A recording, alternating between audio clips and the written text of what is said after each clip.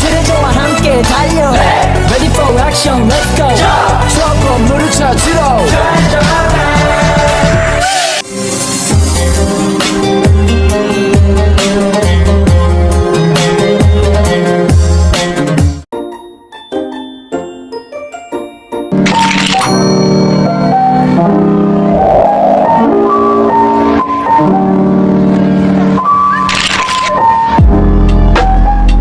Assalamualaikum warahmatullahi wabarakatuh. Halo semuanya, perkenalkan nama saya Alisa Dwi Putri Rashmirmawan. Di sini saya dari kelas 12 IPS 1. Nah, pada video kali ini saya akan menjelaskan tentang Wali Songo. Dari 9 Wali Songo, di sini saya hanya akan membahas 2, yaitu Sunan Gresik dan Sunan Bonang. Selamat menonton. Yang pertama, saya akan membahas tentang Sunan Gresik. Sunan Gresik atau yang memiliki nama asli yaitu Maulana Malik Ibrahim lahir pada paruh awal abad ke-14 dan disebut sebagai Wali Songo pertama yang menyebarkan ajaran Islam di tanah Jawa, sehingga beliau disebut sebagai ayah dari Wali Songo. Sunan Gresik wafat pada 12 Rabiul Awal 822 Hijriah yang bertepatan pada 8 April 1419 Masehi. Sunan Gresik atau dikenal juga sebagai Maulana Malik Ibrahim dimakamkan di kota Gresik yang terletak di Provinsi Jawa Timur, Indonesia. Gresik adalah salah satu kota tertua di Jawa dan memiliki peran penting sebagai pintu gerbang penyebaran agama Islam di Indonesia. Secara geografis, Gresik berada di tepi Laut Jawa yang membuatnya menjadi pusat perdagangan penting sejak masa lalu. Kota ini memiliki iklim tropis dengan 2 musim, yaitu musim hujan dan musim kemarau, serta daratan rendah yang subur menjadikannya area yang cocok untuk pertanian dan perdagangan. Ada berbagai perbedaan pendapat mengenai asal dari Sunan Gresik ini. Yang pertama mengatakan beliau berasal dari Turki, yang kedua menyatakan asal dari Persia yang sekarang merupakan Iran. Sunan Gresik menjabat sebagai ahli tata negara dan penasihat raja. Ia juga mengajari para pangeran atau menjadi guru para pangeran, dan juga beliau memiliki hati yang sangat dermawan terhadap fakir miskin. Sunan Gresik dikenal sebagai pelopor penyebaran Islam di Jawa dan kontribusinya sangat besar dalam mengembangkan ajaran Islam dengan pendekatan yang damai dan adaptif terhadap budaya lokal. Maulana Malik Ibrahim mulai berdakwah di daerah Gresik sekitar tahun 1404 Masehi. Beliau tidak hanya fokus pada penyebaran agama, tetapi juga dikenal sebagai seorang tabib dan ahli pengobatan yang mengobati masyarakat setempat. Salah satu keistimewaannya adalah kemampuannya untuk memahami dan menghormati tradisi lokal, sehingga ajaran Islam dapat diterima dengan lebih mudah oleh masyarakat Jawa. Selain itu, Sunan Gresik juga dikenal memperkenalkan berbagai inovasi di bidang pertanian dan perdagangan yang membantu meningkatkan kesejahteraan masyarakat setempat. Pengaruhnya sangat besar hingga setelah wafatnya pada tahun 1419 Masehi, beliau dimakamkan di Gresik dan makamnya hingga kini menjadi salah satu situs sejarah yang penting untuk dikunjungi. Nah, selanjutnya di sini saya akan membahas tentang Sunan Bonang. Sunan Bonang atau yang memiliki nama asli Maulana Makhdum Ibrahim adalah anak atau putra dari Sunan Ampel dari istri yang bernama Dewi Chandrawati. Beliau dikenal sebagai ahli ilmu kalam dan ahli ilmu tauhid. Selain itu, Sunan Bonang juga terampil dalam seni, khususnya dalam gamelan dan juga tembang, yang ia gunakan sebagai media dakwah untuk menyebarkan ajaran Islam. Salah satu metode dakwah Sunan Bonang yang terkenal adalah melalui tembang Tombo Ati, sebuah syair yang penuh dengan pesan moral dan spiritual. Dengan memadukan elemen seni dan budaya lokal, Sunan Bonang berhasil menarik minat masyarakat Jawa terhadap ajaran Islam tanpa menghilangkan identitas budaya mereka. Sunan Bonang wafat pada tahun 1525 Masehi dan dimakamkan di Tuban. Meskipun ada juga yang berpendapat bahwa Sunan Bonang dimakamkan di Bawean atau Rembang, namun makam di Tuban tetap menjadi yang paling dikenal dan yang paling sering diziarahi oleh para masyarakat. Sunan Bonang juga mendirikan pesantren di Tuban dan santri-santrinya berasal dari berbagai daerah pelosok di Indonesia. Sunan Bonang juga memiliki keunikan dalam menjalankan dakwahnya, yaitu dengan mengubah nama-nama dewa dengan nama-nama malaikat sebagaimana yang dikenal dalam Islam. Hal ini dimaksudkan sebagai upaya persuasif terhadap penganut ajaran Hindu dan Buddha yang telah lama dipeluk oleh masyarakat sebelumnya. Itulah video mengenai penjelasan Wali Songo, yaitu Sunan Gresik dan Sunan Bonang. Maaf apabila banyak kesalahan, karena kesalahan datangnya dari saya dan kesempurnaan hanyalah milik Allah Subhanahu wa taala. Wassalamualaikum warahmatullahi wabarakatuh.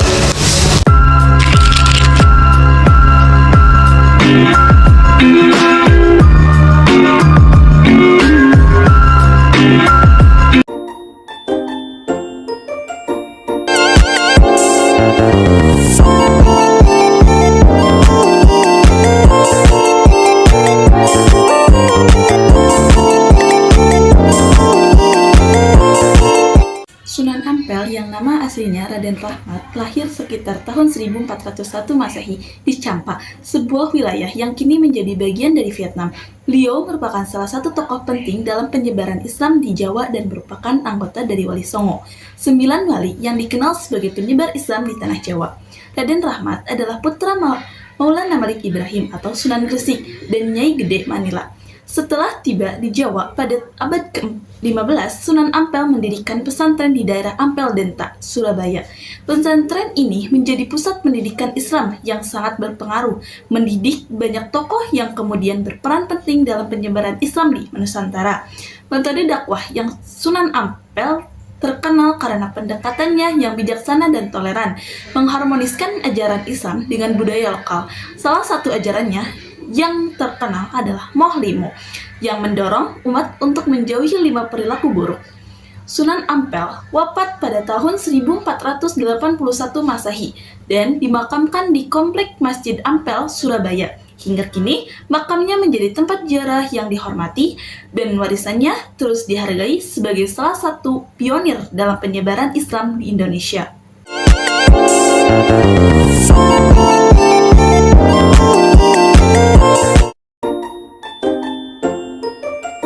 Warahmatullahi wabarakatuh. Perkenalkan, saya Ade Farhan dari kelas 12 IPS 1. Sekolah berasal dari Mandua Ciamis. Di sini saya akan menerangkan tentang biografi Sunan Kalijaga. Menurut buku Kisah Teladan Wali Songo karya M. Paiji, Sunan Kalijaga diperkirakan lahir pada 1450 Masehi. Ayah Sunan Kalijaga bernama Raden Rum dan ibunya bernama Dewi Nawang Rum. Namun nama kecil Sunan Kalijaga adalah Raden Said. Beberapa nama pemerintahan Sunan Kalijaga diantaranya Berandal Kajaya, Syekh Malaya, Pangeran Tuban, dan Raden Abdurrahman. Mengutip buku sejarah kebudayaan Islam karya Yusak Burhanuddin dan Ahmad Fida, Sunan Kalijaga lahir dari keluarga bangsawan asli Istana Tumenggung wilayah Tirta di Tuban. Sunan Kalijaga dididik dalam bidang pemerintahan, kesenian, dan arsitektur. Nama Kalijaga sendiri lahir dari rangkaian bahasa Arab yaitu Kadi Zaka. Kadi berarti pelaksanaan atau ini, sedangkan Zaka berarti membersihkan. Tahun wafatnya Sunan Kalijaga belum dapat dipastikan, tetapi umurnya diperkirakan mencapai lebih dari 100 tahun. Sunan Kalijaga dimakamkan di desa Kadilangu dekat dengan kota Demak. Sekian, banyak kesalahan. Assalamualaikum warahmatullahi wabarakatuh.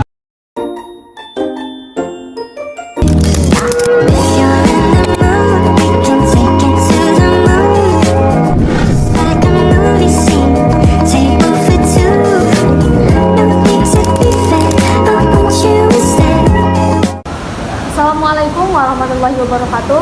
Perkenalkan, nama saya Salman Yani Farha. Di sini saya akan menjelaskan mengenai biografi Sunan Giri. Sunan Giri mempunyai nama lengkap Muhammad Ainul Yakin atau bisa disebut juga sebagai Raden Paku. Beliau lahir di Gresik, Jawa Timur pada 1422 dan wafat di Giring, Jawa Timur pada tahun 1506. Sunan Giri adalah salah satu tokoh penting dalam penyebaran agama Islam di Indonesia, khususnya di Pulau Jawa. Ia merupakan anak dari seorang Raja Majapahit dan seorang putri dari kalangan Islam. Sejak kecil, Sunan Giri sudah menunjukkan minat yang besar terhadap ilmu pengetahuan dan agama. Sunan Giri menempuh pendidikan di pesantren yang didirikan oleh Sunan Ampel, salah satu wali songo yang terkenal. Di sana, ia belajar banyak tentang agama Islam dan berbagai ilmu pengetahuan lainnya. Setelah itu, ia melanjutkan studinya ke Mekah untuk mendalami agama Islam lebih dalam. Sunan Giri memiliki pendekatan dakwah yang unik dan efektif. Beberapa cara dakwahnya antara lain ada 5. Pertama, pendekatan kultural. 2, pendidikan. 3, seni dan sastra. 4, dialog dan diskusi. Dan yang terakhir, kegiatan sosial. Sunan Giri meninggalkan warisan yang sangat besar dalam sejarah Islam di Indonesia. Ia dikenal sebagai salah satu pendiri organisasi keagamaan dan pendidikan yang berpengaruh hingga saat ini. Hingga saat ini, ajaran dan metode dakwahnya masih dijadikan referensi oleh banyak ulama dan pendakwah di Indonesia. Sunan Giri merupakan sosok yang sangat berpengaruh dalam penyebaran agama Islam, terutamanya di Pulau Jawa. Dengan pendekatan yang kultural dan pendidikan yang kuat, ia berhasil membawa banyak orang untuk memeluk agama Islam dan memahami nilai-nilai ajarannya. Warisannya tetap hidup dalam tradisi dan praktik keagamaan masyarakat hingga saat ini.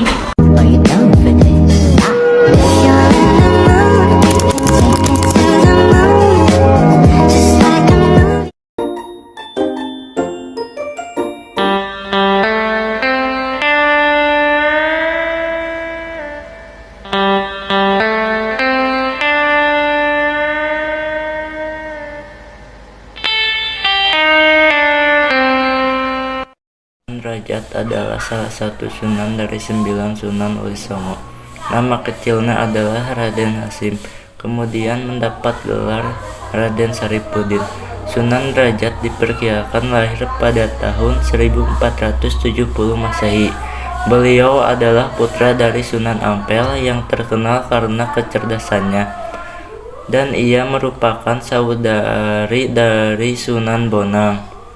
Sunan Rajat dianugerahi gelar Sunan Mayang Madu oleh Raden Patah Sultan Demak pada tahun Saka 1442 atau 1520 Masehi. Sebagai penghargaan atas jasanya, tidak ada tambahan informasi baru yang disertakan.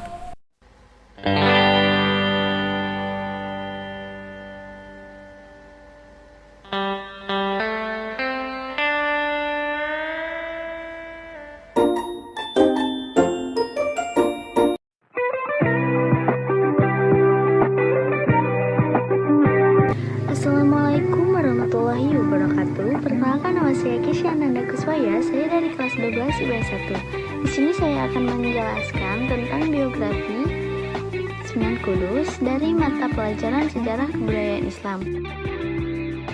Sunan Kudus adalah salah satu ulama Wali Songo yang melakukan penyebaran atau penyiaran agama Islam di tanah Jawa. Ia terkenal sebagai sunan yang mampu menyebarkan agama Islam melalui pendekatan kebudayaan tanpa melakukan kekerasan. Ja'far Shadiq yang akrab dikenal dengan Sunan Kudus merupakan salah satu penyebar agama Islam di Pulau Jawa, khususnya di daerah Kudus, Jawa Tengah. Sunan Kudus adalah putra dari Raden Utsman Haji alias Sunan Gunung di Jepang Panolan, letaknya di sebelah utara kota Blora, dengan Syafirah Dewi Rahil binti Sunan Bonang. Cara berdakwah Sunan Kudus: 1. Strategi dakwah melalui pendekatan massa. 2. Melakukan pendekatan berdasarkan kepercayaan masyarakat setempat. 3. Tidak melakukan atau menggunakan jalan kekerasan. 4. Mengikuti dari belakang terhadap kelakuan dan adat rakyat, tetapi diusahakan untuk mempengaruhinya dan memasukkan nilai ajaran Islam. 5. Menghindari konfrontasi secara langsung dengan prinsip mengambil iklan tanpa membuat keruh airnya. Pendekatan kultural Sunan Kudus. Sunan Kudus dikenal menjadi salah satu pendakwah ulung di tanah Jawa yang mampu menyebarkan agama Islam dengan cara-cara fleksibel dengan mengambil hati masyarakat Islam. dengan melakukan pendekatan kebudayaan, sehingga agama Islam mampu diterima dengan baik oleh masyarakat setempat tanpa melakukan tindakan kekerasan. Berbagai macam cara dilakukan oleh Sunan Kudus dalam melakukan pendekatan kebudayaan. Berikut ini pendekatan kebudayaan yang telah dilakukan oleh Sunan Kudus. Larangan menyembelih sapi. Hal ini Sunan Kudus lakukan sebagai bentuk menghargai apa yang diyakini oleh umat Hindu yang percaya bahwa sapi merupakan hewan suci sehingga dilarang untuk menyembelih. Selain itu, Sunan Kudus membuat menara layaknya candi, namun menara tersebut tidak dijadikan sebagai tempat pemakaman raja atau menyembah roh leluhur, melainkan tempat mengumandangkan azan. Membuat padasan atau tempat wudhu dengan pancuran berjumlah 8. Hal ini Sunan Kudus lakukan sebagai bentuk upaya melakukan pendekatan terhadap umat Buddha, di mana jumlah pancuran tersebut bermakna jalan berlipat 8 atau sangka marga. Selain itu, Sunan Kudus juga memberikan acara kelapa kebo, kumerang di atas pancuran tersebut. Menyelenggarakan selamatan mitoni, Sunan Kudus tidak melarang acara selamatan atau mitoni yang dilakukan oleh masyarakat setempat. Namun Sunan Kudus melakukan perubahan dan memasukkan nilai-nilai Islam dalam setiap rangkaian acaranya, misalnya mengubah permohonan doa kepada dewa menjadi Allah, berharap anak tampan seperti Arjuna atau cantik seperti Dewi Rati dirubah menjadi tampan seperti Nabi Yusuf dan cantik seperti Maria ibu Nabi Isa. Kemudian menjadi acara tersebut sebagai momen bersedekah dengan berbagai makanan. Melalui sejumlah pendekatan tersebut, Sunan Kudus berhasil menarik perhatian dan hati masyarakat Jawa tanpa melakukan tindakan atau cara-cara kekerasan dalam menyebarkan dan mengajarkan Islam kepada masyarakat. Guru Sunan Kudus. Selain belajar dan berguru kepada ayahnya sendiri, ternyata Sunan Kudus juga berguru terhadap sejumlah ulama terkenal lainnya. Di antaranya adalah Sunan Ampel, Kiai Telingising, dan Kiai Ageng Ngerang.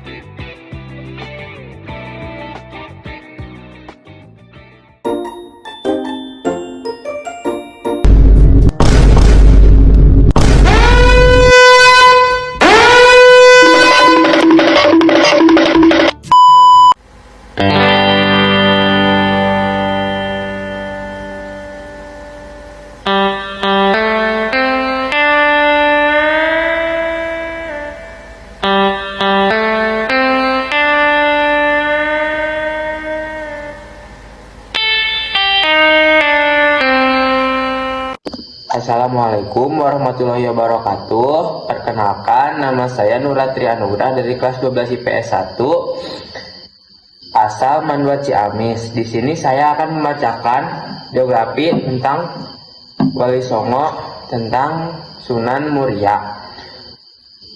Berdasarkan buku Tasawuf Nusantara oleh Sri Mulyati, Sunan Muria adalah putra dari Sunan Kalijaga dengan Dewi Saroh. Ia memiliki nama asli Raden Umar Said. Kemudian ia menikah dengan Dewi Roroyono, putri dari seorang ulama bernama Sunan Ngerang atau Ki Ageng Ngerang yang sangat disegani oleh masyarakat. Disebutkan juga dalam buku tersebut bahwa ia memiliki kelebihan, di antaranya ia termasuk wali yang sakti, kuat fisiknya. Bukti fisik Sunan Muria yang kuat bisa dilihat dari lokasi padepokannya yang terletak di atas gunung. Adapun pendapat lain yang dikutip dari buku Wali Songo oleh Maskur Ali, terdapat dua versi mengenai pendapat tentang asal-usul Raden Umar Said. Namun apabila diikuti arah keturunan keduanya, maka bertemu moyang dengan Sunan Kudus pada Syekh Jumadil Kubro. Syekh Jumadil Kubro adalah putra dari Jainal Husain, putra Jainal Kubro, putra Jainal Alim, putra Jainal Abidin, putra Husain, putra Fatimah, putri Nabi Muhammad SAW. Kemudian dijelaskan juga bahwa ada pendapat jika merupakan keturunan orang Arab atau Jawa asli. Namun dari pendapat tersebut semuanya menyebutkan bahwa Raden Umar Said adalah keturunan orang-orang terhormat. Sunan Muria lahir sekitar tahun 1450 Masehi di Jawa Tengah. Nama Sunan Muria sendiri diperkirakan berasal dari nama Gunung Muria yang terletak di sebelah utara kota Kudus, Jawa Tengah. Tempat Sunan Muria dimakamkan. Sunan Muria wafat pada tahun 1560 Masehi. Mungkin cukup sekian biografi yang dapat saya sampaikan. Terima kasih. Wassalamualaikum warahmatullahi wabarakatuh.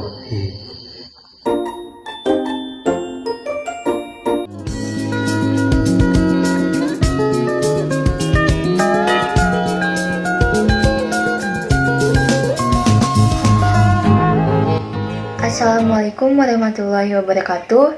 Di sini saya akan menjelaskan sedikit tentang Sunan Gunung Jati.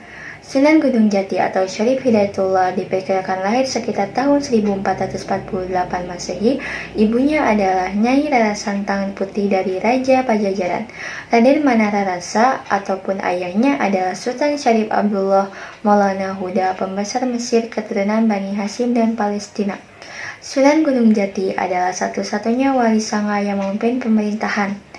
Pada usia 89 tahun, Sunan Gunung Jati mundur dari jabatannya hanya untuk menekuni dakwah. Kekuasaan itu diserahkan kepada Pangeran Pasaryan pada tahun 1568 Masehi. Strategi dakwahnya yang ke-1, pembinaan internal Kesultanan dan rakyat yang masuk wilayah Demak ditangani para wali senior. Yang kedua, pembinaan di luar daerah diserahkan kepada para pemuda. Yang ketiga, memasukkan 4 tingkat ibadah yaitu syariat, tarekat, hakikat, dan marifat ke dalam kesenian. Dalam mengajarkan syariat, media dakwah yang digunakan oleh Sunan Gunung Jati adalah wayang. Sunan Gunung Jati wafat dalam usia 120 tahun di Cirebon atau dahulu Cirebon. Ia dimakamkan di daerah Gunung Sembung, Gunung Jati sekitar 15 km sebelum kota Cirebon dari arah barat. Sekian dari saya, kurang lebihnya mohon maaf. Wassalamualaikum warahmatullahi wabarakatuh.